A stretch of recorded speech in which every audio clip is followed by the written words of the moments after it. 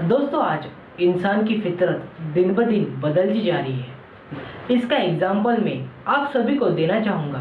नेकी करो और उसे दरिया में बहाओ। इस सीख को तो हम सब जानते हैं। आज नेकी पर भी सोने का पानी चढ़ाते हुए अक्सर हम सभी देखते आए हैं। कहने का तात्पर्य यही है कि हम में से कोई किसी की मदद के तौर पर अगर 100 रुपये भी दे रहा हो तो सामने वाला 1000 रुपये दिया ऐसे बड़ा चढ़ा कर बोलता है। अक्सर ऐसा देखा है।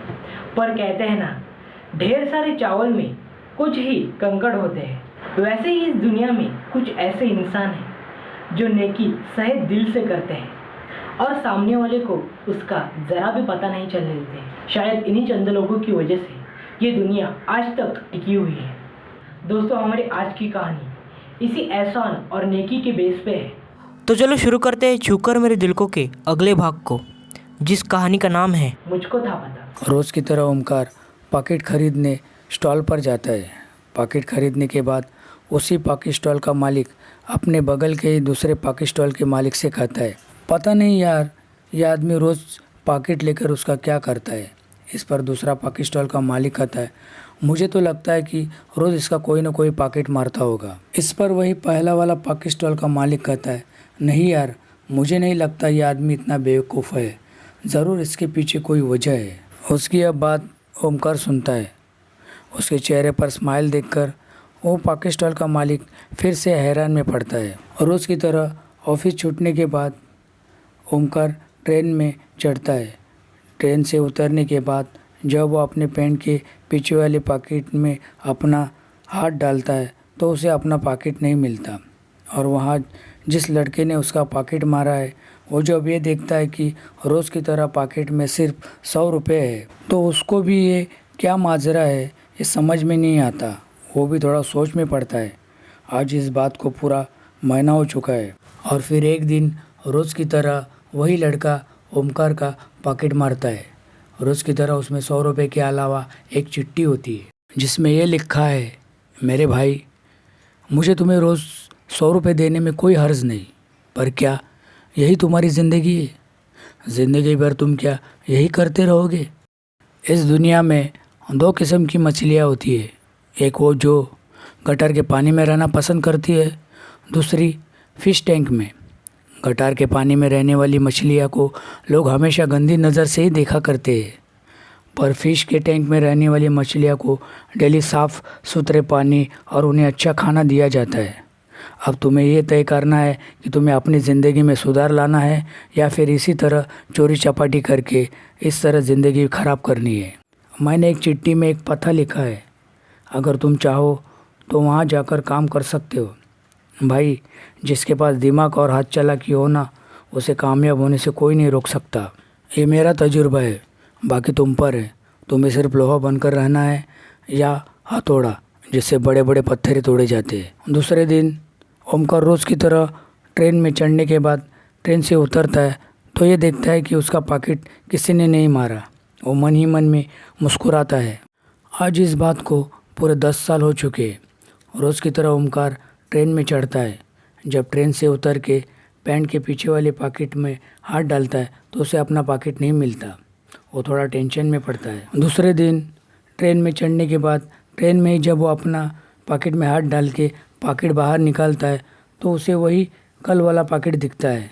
उसके अंदर पैसे तो उतने ही रहते जो कल थे, पर साथ में एक चिट्ठी होती है। ओमकार वो चिट्ठी पढ़ता है।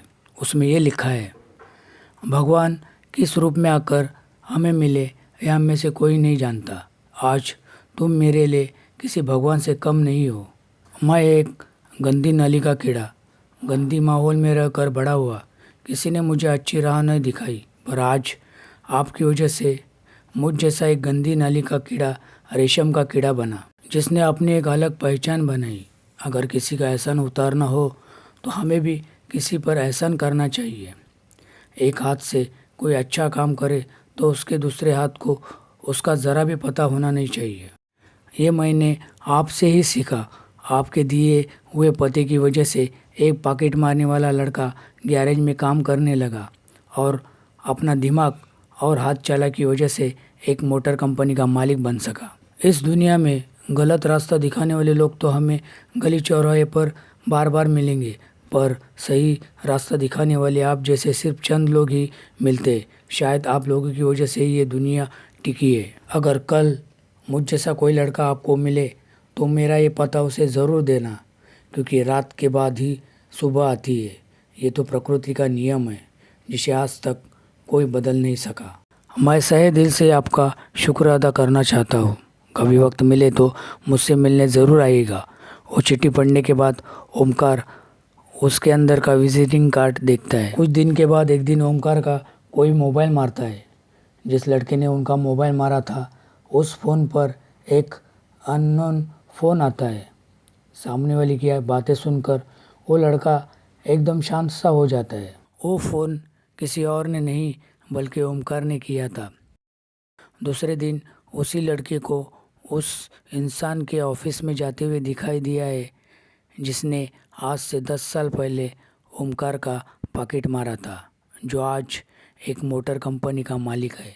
वो मोबाइल चोर लड़का उस मोटर मालिक से मुझे यहाँ पर किसने भेजा इसके बारे में वो पहले उसे बताता है। इस पर वो मोटर मालिक कहता है, बस तुम यहाँ पर आए यही मेरे लिए बहुत है, क्योंकि मुझको था पता कि मेरा भूतकाल मुझसे मिलने एक न एक दिन ज़रूर आएगा। मैंने अपने भूतकाल से ही ये सीखा है कि जो हम पर एहसान करता है उस इंसान को हमें मरते दम तक नहीं भूलना चाहिए।